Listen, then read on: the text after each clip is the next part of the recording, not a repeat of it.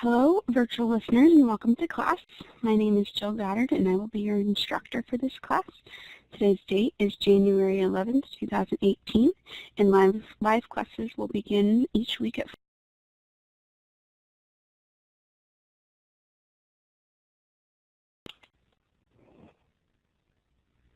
Hello, virtual listeners, and welcome to class. My name is Jill Goddard, and I will be your instructor for this class. Today's date is January 11th, 2018, and live classes will begin each week at 4 p.m. For this class, you will need to be sure you listen to the recording by the end of the week. My email address is listed here. It is goddard.12@wright.edu. Please feel free to send me an email for any reason. A few reminders before class. Please be sure to run the audio setup wizard prior to each class to be sure your headset is working properly. It's this icon right here you see on the page, the blue microphone. Up at the top left-hand corner of your screen, you will click on that and follow the directions to be sure things are working properly. Also be sure to click on your electronic hand to put it down. It will raise automatically each time you enter the classroom. To do that, you'll click on the hand button, which is the third icon over on the left-hand side under your name. Furthermore, please be sure to remove all distractions so we can concentrate undistracted for the entire duration of the class. Removing distractions consists of turning off your cell phone and placing a do not disturb sign on your door so that we can enjoy class engaged and uninterrupted. Thanks. So now let's quickly do a quality check. We will do this at the beginning of each class to be sure things are working properly. Today's a little different because you're virtual learners, but I will do it for myself. I see the red record lights on, my PowerPoint slides are visible, talk button is selected, so audio is working, so it should be all set. The big idea of today's session is how do we make online classes more interactive and engaging? And more specifically, as high school teachers, how can these classes be more interactive and engaging for our students so that they can learn effectively and efficiently? Student engagement is an all-around issue for students of all ages, whether it's online or face-to-face. Research indicates that student engagement declines as students progress through elementary and middle school, reaching its lowest levels in high school. Some studies estimate that by high school, 40 to 60% of youth are disengaged. This is alarming because the majority of teachers do not even realize this disengagement, so no adjustments are made. It is found that students that are engaged earn higher grades, perform better, report greater sense of belonging, can set and meet goals, and value educational outcomes. So as high school educators, we need to increase student engagement, which can seem difficult in an online environment, but it's definitely possible. I would like you to stop and think to yourself, have you ever felt disengaged as a learner? This could be in a face-to-face class or an online class. Think about your experiences. Now, what caused that disengagement? Was the material boring or the professor monotoned? Was there busy work? Was it repetitive, confusing, or maybe unclear? Maybe no interaction? Now think of your classes. Would any students say any of these things are true about your classes? Being aware of what causes this disengagement will help you avoid this in your class. In this session, we will explore a theory called community of inquiry, which addresses student engagement. The learning objectives for this lesson are, by the end of the workshop, students will be able to explain the community of inquiry framework, describe the COI framework and how it can transform online education, and outline ways in which the COI framework can be applied to their education or their classroom.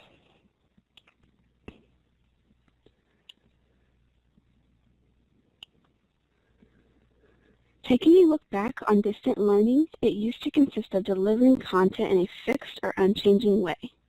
Materials were not differentiated and did not include any interaction.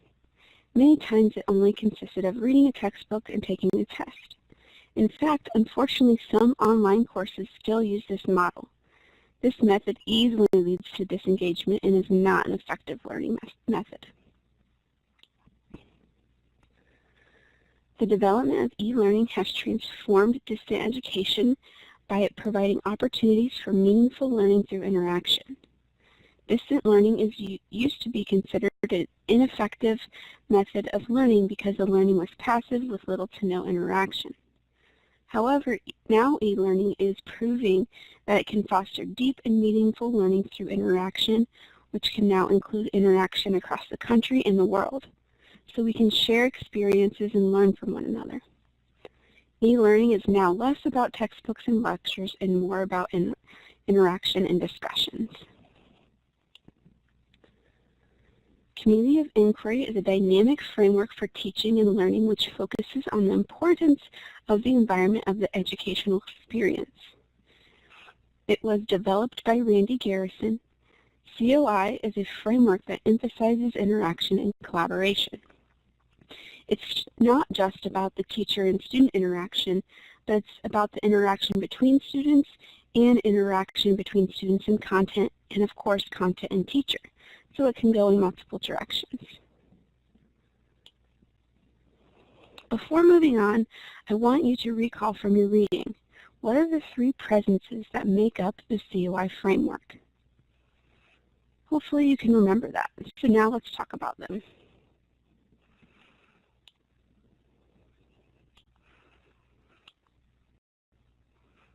Here is a diagram that shows the 3 interacting aspects of the Community of Inquiry framework.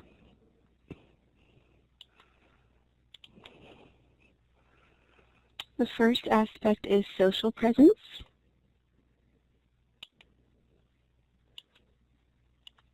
The second is cognitive presence.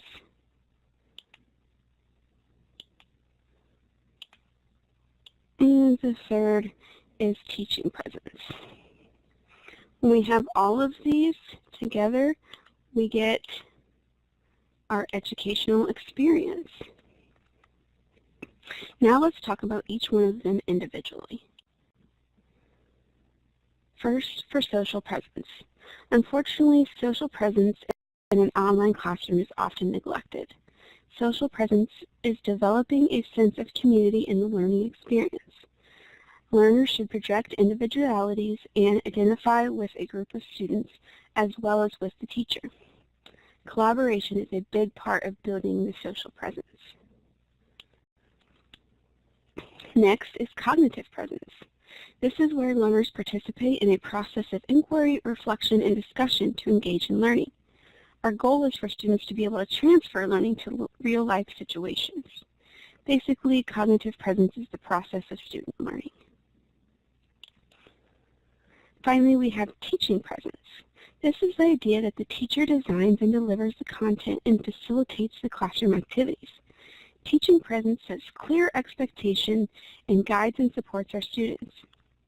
However, it's not just the teacher who should exhibit teaching presence. Students should as well. In fact, having students exhibit a teaching presence can be a very effective way to retain learning. Now, let's brainstorm for a minute. Developing teaching presence may seem simple in a face-to-face classroom, but how can we demonstrate teaching presence in an online classroom? I would like you to pause the video for a few minutes and jot down at least 3 ideas you have for demonstrating teaching presence in an online classroom. After class, please share these ideas on our discussion board in Pilot. Now let's take a look at this video, which suggests ways of developing a teaching presence in an online classroom. I will paste a link in the chat box just in case the web tour does not work. This is a 5-minute video. I'm going to ask that you only watch the last 3 minutes to save time, but you can watch the full video later on.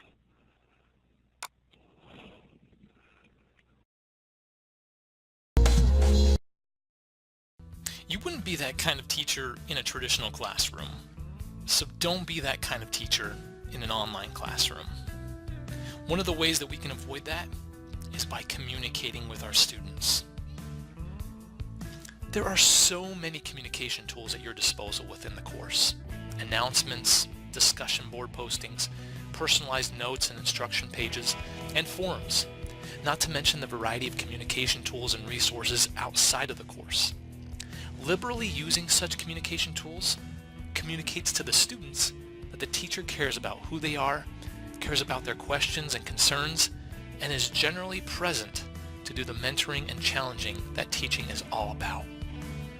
When teachers actively interact and engage students in a face-to-face classroom, the class develops as a learning community, developing intellectual and personal bonds. The same type of bonding can happen in an online setting. We've learned to quantify what it means to be present. The best online teachers, according to students, are teachers who show their presence multiple times a week, and at best, daily. Setting clear expectations as to when you'll be present and when you will not at the beginning of the course, and usually you'll say that in the syllabus, is very helpful, however, and can reduce the need for daily presence if that is not your particular style. Setting regular times when you can meet in your virtual classroom or be available by email or texting can be invaluable. Another important aspect of ensuring teacher presence within the classroom is to share a set of very clear expectations for your students and for yourself as to 1, how you will communicate, and 2, how much time students should be working on the course each week. This best practice cannot be overemphasized. Include on your course syllabus a set of expectations for how students communicate online and how they communicate with you. For example, often before a major test or assignment, teachers will agree to hold special office hours by computer, being available either by chat, email, or even phone. In the interest of time and community, you may want to record these sessions so they can be archived and viewed at a later time. This basic expectation of response time can easily be modified, so long as the change is communicated to the students. Online learning is just as intensive as learning face-to-face, and time to do the work needs to be scheduled and planned for, just as if one were attending face-to-face classes. When done correctly, it can make all the difference.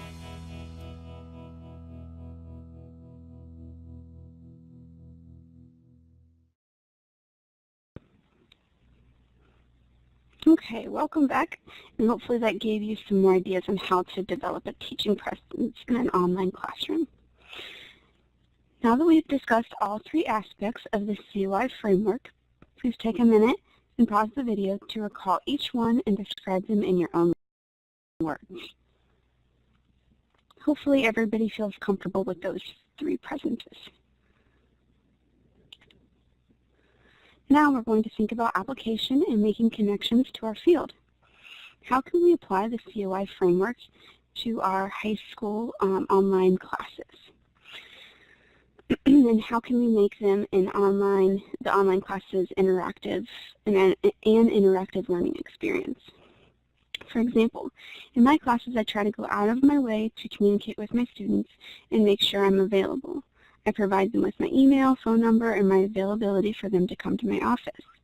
I also present them with a personal profile so they can learn a little about me. I try to set clear expectations with my students. I also, along with readings, I try to use videos to keep them engaged, and I use activities to promote participation. I also use real-world examples and ask students to find some on their own. Students also often use groups to give and receive feedback so they can learn from one another. These are just a few examples, but hopefully can get you started thinking about how you can apply the COI framework to your own online classroom.